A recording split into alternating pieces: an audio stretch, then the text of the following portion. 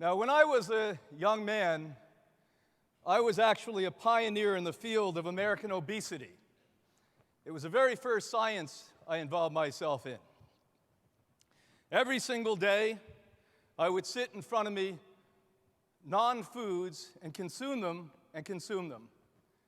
My mom knew I'd love food so much that she would make a cake for me 5 days a week. So I'd run home at 3 o'clock, and Mom would have a brand new giant cake for me.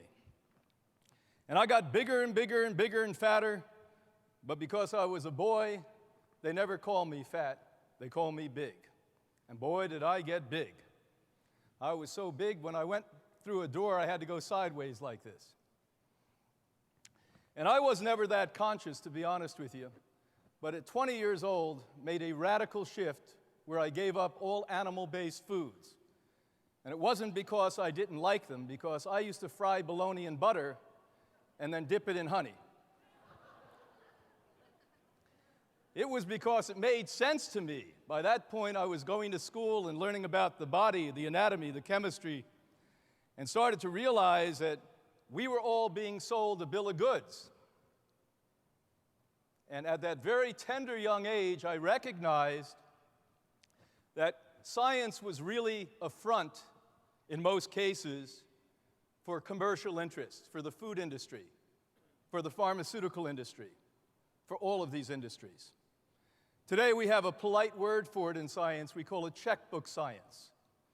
And how it works is somebody like the fish industry who wants to make their ongoing billions of dollars by raping the earth and by depleting the oceans of the aquatic life. So they commission some studies at some well-known university with some not-so-ethical research scientist. And they come out with propaganda like, fish oil is the most important thing for cardiovascular disease and mental health.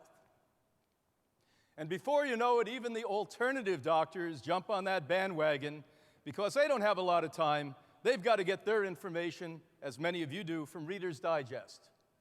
And Reader's Digest said, fish oil is a great thing. Now, at the same point, there were a few of us who had revolutionized not only our lives, but had the great fortune to work with courageous people on a daily basis. And that all began in my world 57 years ago when our founder, Dr. Ann Wigmore, reversed stage 4 colon cancer after the Harvard doctors told her she had 3 months to live. 1952. 1956, she opened up the doors of Hippocrates, seeing the future on an instinctual, wise, and fundamentally genius level. She realized that people all the way back then, nearly 60 years ago, were moving away from where they came from. The very simple lives, the family lives, the camaraderie, the community. And how that was happening, she wisely sat with me in 1976 and said that they're using us one by one to gain enormous wealth for themselves. And we are willing to sacrifice all of our foundational living, and in this process, this is why disease is becoming rampant. Well, I would get on my knees and pray the rest of my life to get the disease levels in 1975, because today they make 1975 look like nobody was sick then. And it's getting worse and worse and worse and worse and worse. So over the last decade, I've decided to start to address areas in health that nobody else has the insight or the courage to do. And one of those are on the bogus information being given to us about the omega oils. And in this process, several years ago, a friend of mine came and said, "Have you heard about Lifemax?" I said, "Oh, no. Not one of those multi-level companies. Are you talking?" No, I've had at least 18 billion of those companies put into my face at one point, of which every one of them, except Lifemax, went out of my life rapidly. And I got on the phone and I talked to this young, perky, smart, but heartfelt couple. And that's why the other went off the table. And when they told me what they were doing, and they told me they were associated at that point with a former colleague of mine, Dr. Bob Arnett, I knew something good had to be happening. And when they said, you know, it's not about money first, it's about people first, and it's not only about middle class and upper middle class, white Anglo-Saxon people, but it's about what we can do to help people around the world who are starving. And that perked my interest. And I studied more, and I looked at the form of chia seed that they were using, and slowly but surely, they don't know this, had some of my colleagues at university through the back door do a little work for me on them. And when they came back to me and said, we don't know what's wrong, you give us 1 ounce of a chia seed and 1 ounce of Lifemax, and it literally has 10, 20, 30 times more omegas in it. That was enough for me. That sealed the deal. So why you need to be helping to grow this is not because of money. Never do anything in your life for money. It will utterly fail at the end. You must find your purpose, you must develop a mission, and you must be unwavering, uncompromising, and committed at a level that maybe only religion can rival. Because the world is in a desperate, desperate circumstance today. And we have people dying because of our insanity over the last 5 generations. Over a month ago, the Disease Control Center put a stunning statistic out that I even paused. It said, the number 1 killer now from infancy to 5 years old is cancer. The number 1 killer. My work was much easier 40 years ago, 30 years ago, because when I was dealing with desperately ill people, they were my age in their 60s or 70s or 80s. We've had a life. But every single week, I'm with parents with 2-year-olds and 8-year-olds and 12-year-olds. I had a 12-year-old girl in my office a month ago. And she was crying, and she said, why did I get sick like this? None of my friends are sick like this. What do you say to her? Because all of we adults, including your parents, have lost our values, lost our way, lost our ethics, lost our damn common sense. That's what we've lost. That we're eating out of fast food restaurants. We're buying whatever is being sold through the propaganda of industry, and somehow, magically, we expect to be well and survive this. That's insanity at its highest degree. So do you choose to be insane or become a productive member of the human race? That's the challenge I give you today. Do you have a business or do you have a mission? That's the challenge I give you today. And we've got to change the world one person at a time. And not only will you give them meal seed and say to them that this is something alone that's going to help you, you're going to be honorable, ethical, knowledgeable, and be examples, hopefully, that they've got to change their lifestyle. You as distributors,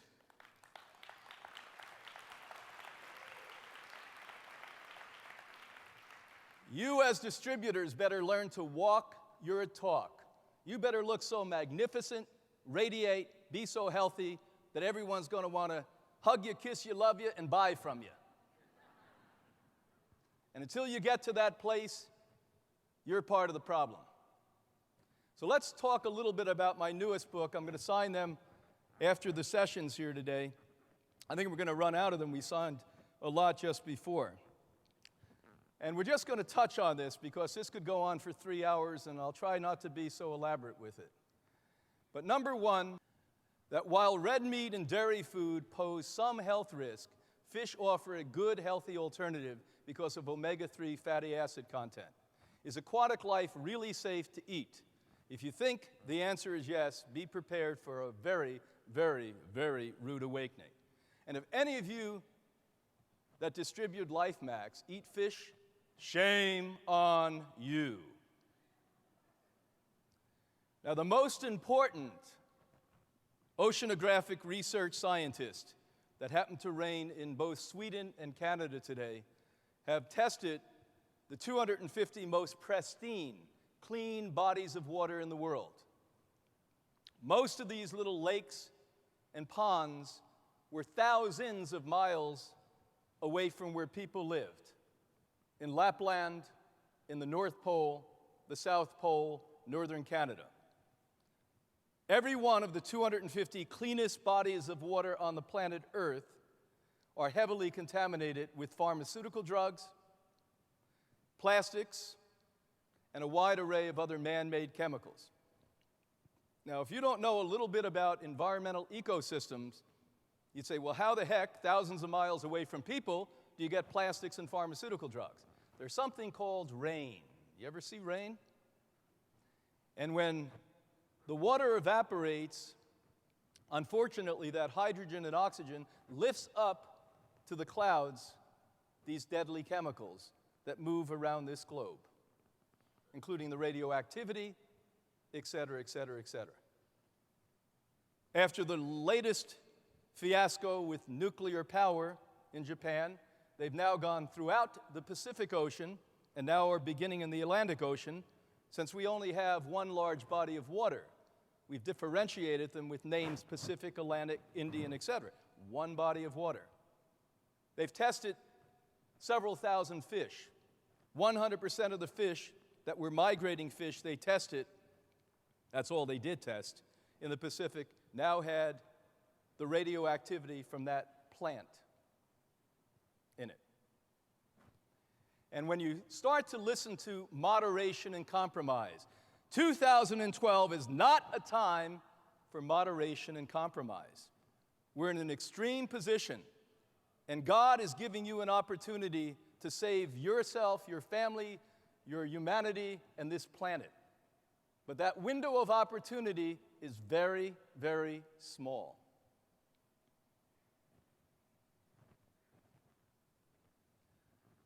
Some fish harbor dangerous fatty acid combinations.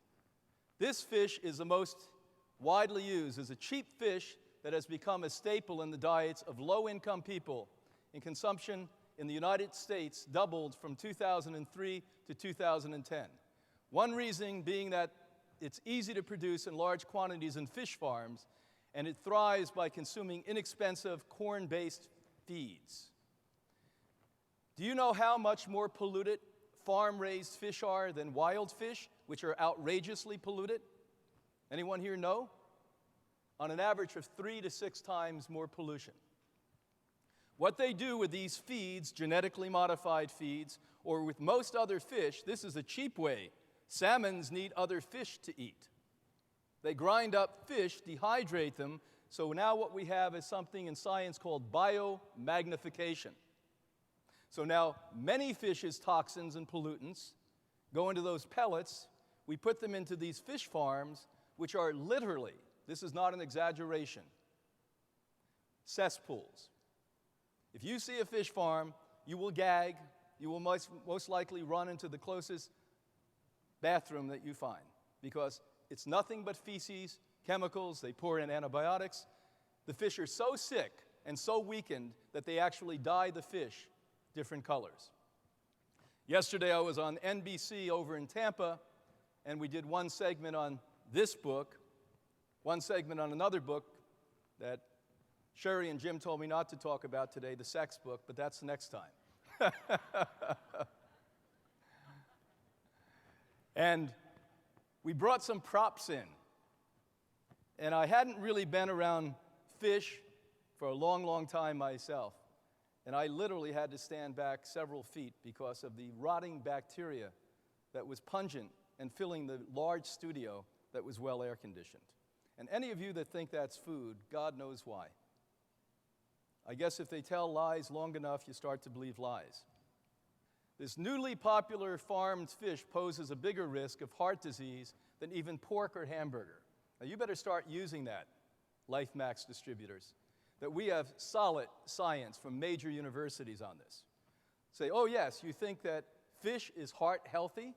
Well, The largest study ever conducted on that was done on 675,000 people in the country of Finland, where I was a week and a half ago.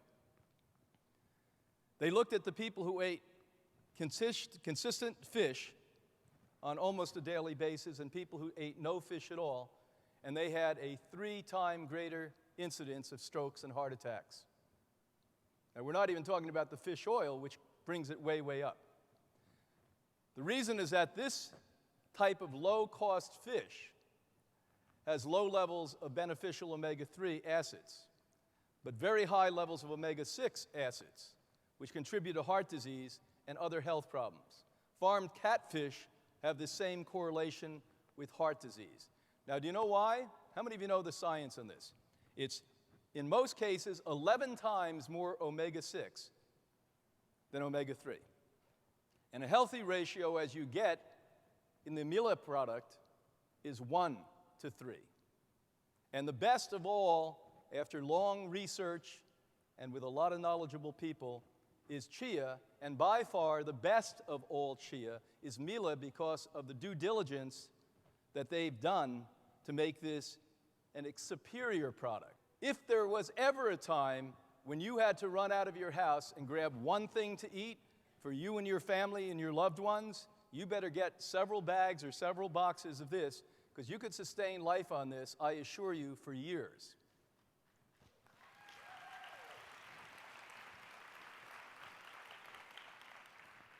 Not to say you'd have that much fun, but it would be good. No discussion about the killing and eating of aquatic animals would be complete without mentioning the ethical dimension of human conduct and cruelty towards other forms of life. Somehow, many of us, including me for the first part of my life, justify that we need to slaughter things to gain life. I've raised 4 children. They've given me now 3 beautiful grandchildren. None of those children or grandchildren have touched a morsel of animal-based foods ever in their life. Because of being a physician, we do testing. I get it wholesale. We do testing a lot. And guess what? We've never, ever, ever lacked any of the essential oils. As a matter of fact, we have far higher percentage than most people by far who think they're getting it by eating these vile forms of nonsense. It's not just a question of cruel treatment, though that should be justification enough to refuse participation in the business of animal agriculture. There exists a whole other dimension of this consideration, the extent to which an animal's intelligence should be determined when it's a food source. The smarter and more socially advanced the life form is relative to human intelligence, the argument goes, the less likely it should be a candidate for placement on a dinner table. In recent years, if you read the literature, we found out that many forms of fish are far more intelligent, organized, and more community-based than human beings. We know that fish can learn things. We know fish communicate with electromagnetic frequency far beyond what humans are capable of. We know that fish, and those of us that dive know this, have this innate intelligence to work as an ever-going universal life force.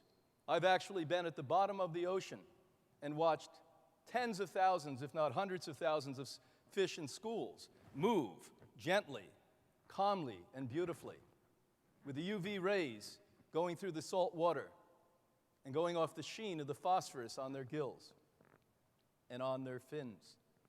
And that's what we're doing. We're slaughtering these. The top oceanographic scientists also tell us by the year 2048, write this down and listen closely, 2048, the oceans will be a major cesspool. When the oceans are gone, when we fished out the major types of fish that are there, it is going to start to die. Most of you think trees, bushes, shrubs, and the flowers in your kitchen make oxygen. More than 70% of the oxygen on the earth come from diatoms in the ocean that are dependent upon fish being there as part of that ecosystem. And once we have killed the fish, and the only way this is going to stop, by the way, people, the only way this is going to stop is if today, not tomorrow, today we put the brakes on and stop fishing in the oceans. 50% of the so-called salmon, the healthy food, that, by the way, most likely has red dye on it, because 50% comes out of China, here in the United States.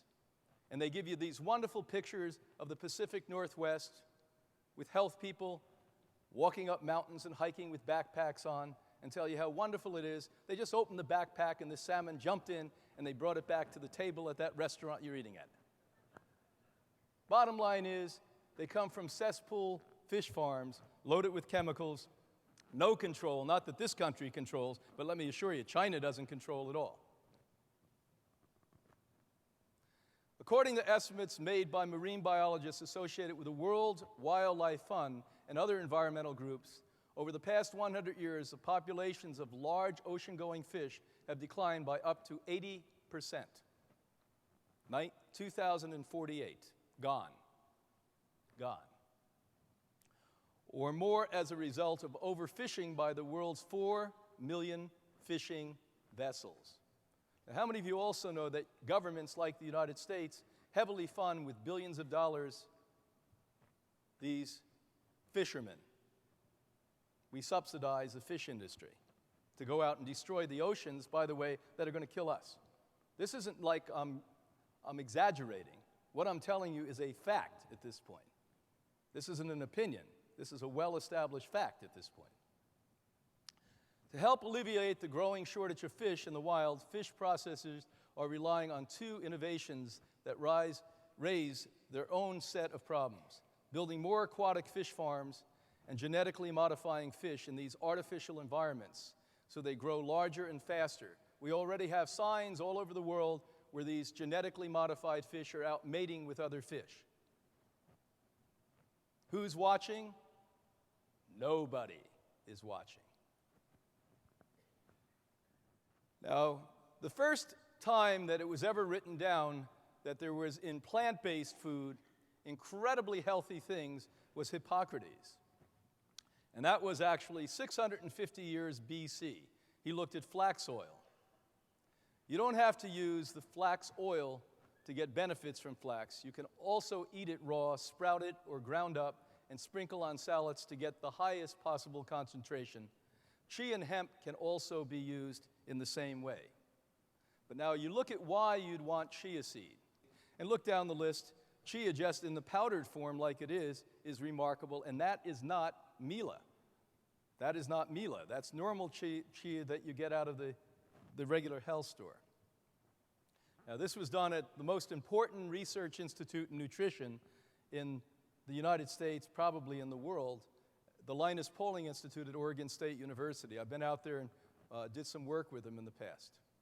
Now, Mila is a natural source of omega-3s, antioxidants, phytonutrients. Now, that's something that we don't talk enough about. How many of you know what a phytonutrient is? Phytonutrients are the most important element we've ever discovered in the history of nutritional science. It is non-GMO, genetically modified organism. Now, look at these things. Why does it make you lose weight? Anyone know that?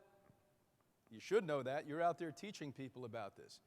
When you give a major protein, this is all the essential amino acids in there, and no carbohydrate, and the essential fats in the way that they should be, they change the metabolism of the person and actually get the gallbladder and liver to function the way it ought to function to begin with.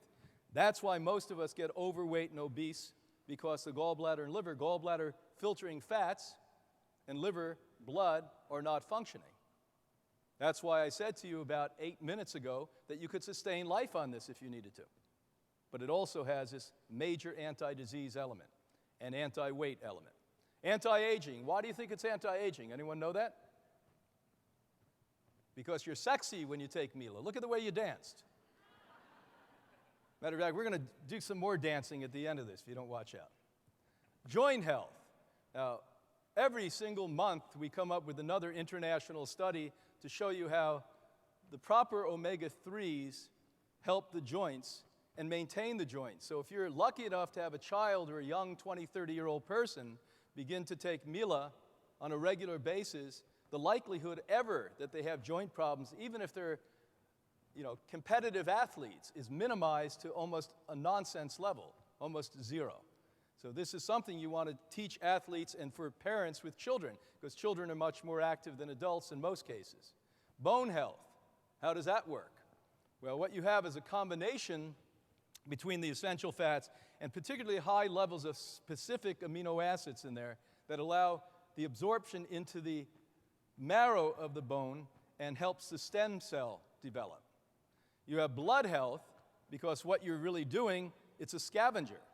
So the mila, more by far than any other form of seed, and certainly than any other form of chia seed, goes into the body like a vacuum cleaner and cleans out the bloodstream. And why you want the bloodstream cleaned out is so that your immune system is not working on getting rid of pollutants, that even if you eat well and exercise and do all the things that are just matter of fact, you better do it.